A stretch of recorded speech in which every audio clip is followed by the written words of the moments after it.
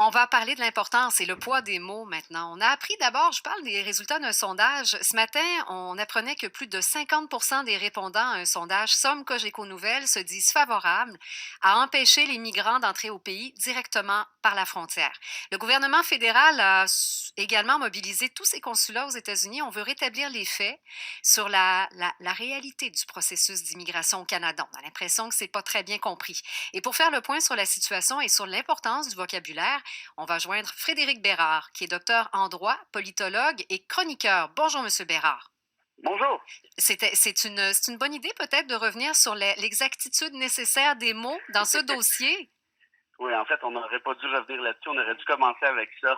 Oui, bien, parlons-en justement, parce que vous avez une chronique dans le journal Métro, mais Louise Arbour aussi, elle est représentante spéciale du secrétaire général pour l'immigration aux Nations unies. Et dans une lettre ouverte au devoir, comme vous, elle parle du poids des mots, en revenant notamment sur une expression qui est galvaudée selon vous.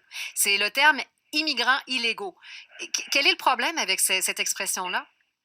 Ben, c'est que personne d'illégal comme tel. Tu sais, et c'est Louise qui le rappelle dans le voir ce matin.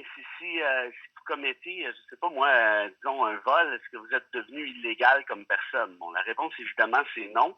Et là, ce terme-là a pour effet, on s'entend, de stigmatiser ces personnes-là et évidemment de faire un peu dévier le débat aussi. Hein? On le politise le débat en employant des termes comme ceux-là. Mhm. Les immigrants, donc, à partir du moment où on les qualifie d'illégaux, c'est une erreur de fait. Les immigrants ne peuvent pas être illégaux? Ben, on parle il y a une question sémantique, évidemment, mais il y a une question juridique aussi. Hein. La plupart des traités, des conventions auxquelles le Canada adhère et le Québec aussi par la bande, prévoient une certaine mobilité. Et là, une certaine mobilité des individus. Et là, dans ce cas-ci, c'est encore plus particulier parce que les personnes en question qui ont traversé la frontière, qu'est-ce qu'ils font actuellement?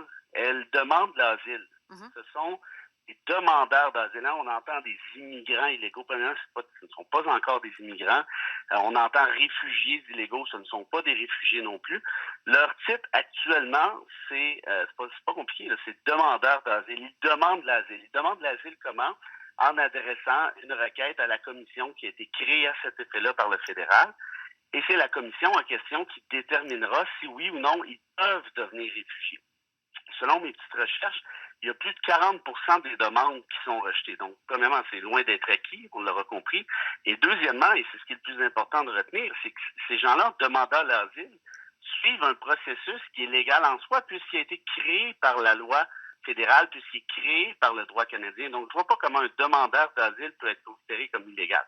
Ouais. À partir du moment où vous avez 50 des répondants à un sondage, celui que je mentionnais, là, le sondage Somme Cogeco Oui. Nouvelles, qui disent qu'ils Mhm. sont favorables à empêcher les migrants d'entrer au pays par la frontière. Mhm.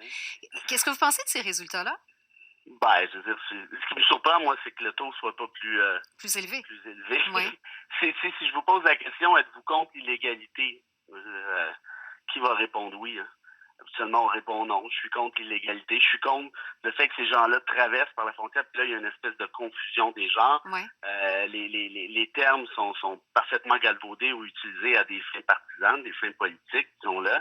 Je suis même en fait rassuré. Pour moi, c'est une bonne nouvelle, ce sondage-là. Ça veut dire qu'il y a quand même pratiquement la moitié de la population qui fait la part des choses. Et sans dire que l'autre moitié serait convaincue de la même manière si on lui expliquait correctement. Mais au moins, j'ai l'impression que le taux augmenterait de manière considérable. Ouais. En même temps, c'est mal compris le processus qui fait que si on se présente à la frontière, il se passe une chose, mais si on traverse autrement, il s'en passe une autre. On veut clarifier le processus d'immigration aux États-Unis, mais est-ce qu'on gagnerait pas aussi à clarifier ici? Oui, ben en fait, oui, dans un sens. Et là, il faut comprendre aussi qu'il y a une entente entre le Canada, une entente internationale qui s'appelle la Convention sur les pays sûrs, Oui. hein, où on considère certains pays comme étant des alliés, comme des pays qui ne peuvent pas poser de problème. On comprend que les États-Unis étaient considérés jusqu'à tout récemment comme un pays sûr, un pays allié. Est-ce qu'il l'est encore? Je suis pas certain, parce qu'oublions pas que sur la question qui nous occupe, c'est Trump qui a menacé de déportation des Haïtiens qui s'y trouvaient depuis 2010, c'est-à-dire depuis le fameux tremblement de terre. Mhm. Donc, ça pour dire, est-ce que les États-Unis sont encore un pays sûr au sens fort du terme? J'en doute fortement. De l'autre côté, si vous êtes Justin Trudeau, est-ce que vous allez demander à Trump de renégocier cette entente-là pour, pour lui dire indirectement ou directement qu'il ne peut plus considérer les États-Unis comme un pays sûr? Évidemment, Trudeau ne ferait jamais ça. Donc, on est un peu coincé à ce niveau-là, légalement parlant. Oui. Mais Euh, qu'est-ce qui coince, justement? Pourquoi est-ce que, là, vous me dites Justin Trudeau le ferait jamais, Jean-François Lisée évoquait l'idée, mais dans quelle difficulté on se retrouve si on le fait, si on décide de le renégocier? ben, C'est pas comme Lisée, une lettre à la poste? non, ben évidemment, mais Jean-François Lisée étant Jean-François Lisée, ce qu'il fait dans la vie, c'est chercher des stratégies pour mettre dans le trouble ses adversaires. Et là, c'est exactement ce qu'il est en train de faire. C'est très bien qu'en demandant ça à Trudeau, sa requête va demeurer lettre morte. Pourquoi? Ben parce que pensez-vous vraiment que Trudeau va aller voir Trump pour lui dire, écoute, finalement, j'ai pensé à ça en te voyant aller, toi et ton administration, on peut pas vous considérer comme des comme un pays sûr. Mhm. Donc, on aimerait ça renégocier. Je veux dire, ça serait l'insulte, l'injure et tout ce qui peut suivre. Donc, évidemment que Trudeau agirait jamais de cette manière-là. Mhm. Et c'est de là la stratégie d'Élysée. Il demande quelque chose qui est parfaitement impensable et irréaliste. Alors, qu'est-ce qui reste? Ouais, Il qu'est-ce reste qui reste? évidemment, Ouais. ben oui, c'est ça. Cherchons des solutions. Il reste le processus qui est déjà en place légalement parlant, qui s'appelle celui de la commission sur l'analyse des demandes des demandeurs d'asile. La question de savoir s'ils pourront devenir réfugiés ou non. Quand je vous disais tout à l'heure que 40% des demandes étaient rejetées, Mhm. c'est de cette commission-là dont je vous parlais.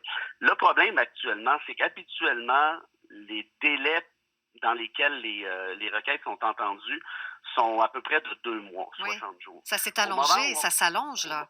ben oui, puis au moment où on se parle, de ce que j'ai compris, on parle plutôt maintenant de 9 mois. Oui. Alors, et pourquoi? Bien, évidemment, parce que Ottawa n'avait pas prévu le coup. Ottawa n'a pas ajouté de ressources supplémentaires jusqu'à maintenant. Et là, c'est un sacré problème, pensez-y, parce que pour ces demandeurs d'asile, là, ça va bien, là, ils sont dans des camps, bon, ils sont au stade olympique. Ça peut aller peut-être pour 2 mois, mais est-ce que ça peut aller pour 9 mois? Je suis pas si certain que ça, évidemment. Ouais, c'est Et même puis pas l'autre perçu chose, comme idéal, d'ailleurs. Il y a des gens de la communauté haïtienne, notamment, qui ont commencé à dénoncer la situation. ben oui, ben c'est certain. Puis l'autre problème, c'est que le fait que Ottawa ne statue pas sur leur statut, passez-moi l'expression, Mm. fait donc, mais c'est pas une expression, en fait, c'est seulement une phrase, mais ça fait en sorte que Québec ne peut pas délivrer les permis de travail. Québec ne peut pas délivrer un permis de travail à un demandeur d'asile. Il peut délivrer un permis de travail strictement à un réfugié. Mhm. Et tant que donc la personne n'a pas obtenu ce statut-là, elle ne peut pas obtenir de permis de travail, elle ne peut donc pas travailler et est donc à la charge de l'État à 100%. Moi, à mon sens, le réel problème, il est là. Et évidemment, il faut comprendre que, bon, il y en a plusieurs de ces gens-là, je crois, et on verra, qui seront, leurs demandes seront tout simplement refusées, ce qui impliquera une déportation. Est-ce que ce sera aux États-Unis? Est-ce que ce sera en Haïti? Ça, l'histoire le dira. Mhm. Mais pour le reste, pour ceux pour qui la demande sera acceptée, en théorie, ils pourront obtenir un permis de travail assez rapidement. Et ça viendra régler une part importante du problème, à mon sens. Et M. Bérard, la possibilité la stratégie du gouvernement de M. Trudeau, c'est d'au moins essayer de rétablir les faits sur le processus d'immigration. Il y a visiblement des légendes urbaines qui circulent aux États-Unis. Est-ce que vous avez confiance que le message va se rendre? Non, pas vraiment, non. Non. À la suite de mon texte, il y a certaines personnes qui m'ont écrit pour me dire ce dont je me doutais un peu. Malheureusement, le gouvernement Trudeau, vous voyez, il n'ose pas trop se mouiller. Hein? Habituellement, Trudeau est le premier à aller voir des réfugiés, des demandeurs d'asile, leur Oui. tendre la main, ainsi de suite, puis avec les photos, les selfies, on connaît un peu le personnage. Oui, puis à les inviter Euh, sur Twitter, et ben, c'était oui, pas entre nuancé autres comme choses. invitation. Et voilà. Oui.